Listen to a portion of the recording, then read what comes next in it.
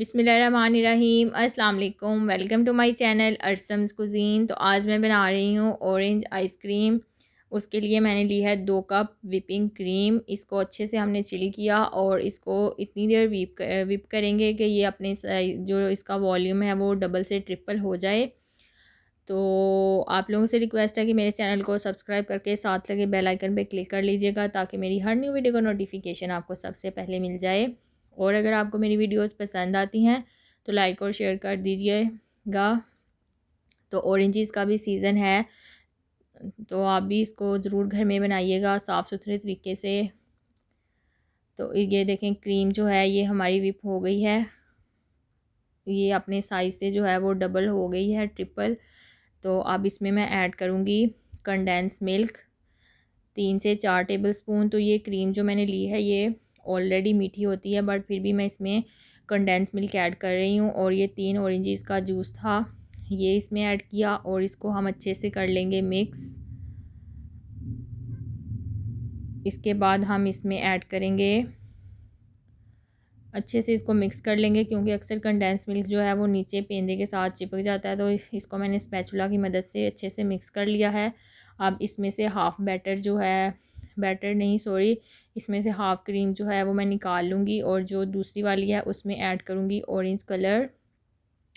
तो एकदम से ज़्यादा कलर ऐड मत कर दीजिएगा, ऐसा ना हो कि बहुत ज़्यादा डार्क ऑरेंज हो जाए। तो थोड़ा थोड़ा करके मैंने ऐड इसमें कलर किया ताकि अंदाज़ा हो जाए कि कितने कलर की इसमें नीड है। जो दूसरा वाला है ऑरेंज में, चूँकि थोड़ा वाइट उसका अंदर से होता है, जो छिलका है, उस वजह से मैंने इसका वाइट वाला थोड़ा जो आइसक्रीम वो सॉरी क्रीम है वो मैंने निकाल ली, ताकि इसको हम थोड़ी मार्बल जो है आइसक्रीम बना ले। तो ऐसे ही हम थोड़ी थोड़ी ऑरेंज और थोड़ी वाली जो वाइट है वो ऐड करते जाएंगे। और इसको आपने छेड़ना नहीं है, ये खुद ही इस डब्बे में स्प्रेड होती जाएगी। थोड़ा सा बाद में इसको मैं टैप करूँगी। तो ऐसे ही आपने लेयर लगाते जाना है ऑरेंज और वाइट की। तो ये खुद ही इस डब्बे में जो है वो सेट हो जाएगी। तो उसके बाद हम इसको कर देंगे फ्रीज़।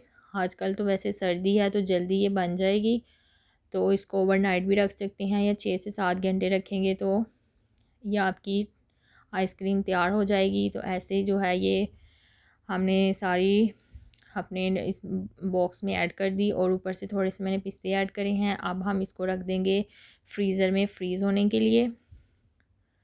तो आइसक्रीम हमारी जो है वो रेडी हो गई है। अब हम इसको कर लेंगे सर्व। तो उसके लिए हमने लिया है एक आइसक्रीम कप और स्कूप से हम इसके निकाल लेंगे स्कूप्स।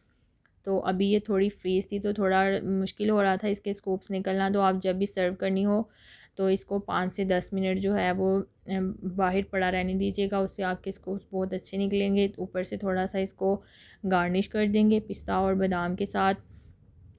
तो अगर आप लोग आइसक्रीम लवर्स हैं तो ज़रूर घर में इसको बनाइएगा और अपने घर वालों के साथ इंजॉय करिएगा।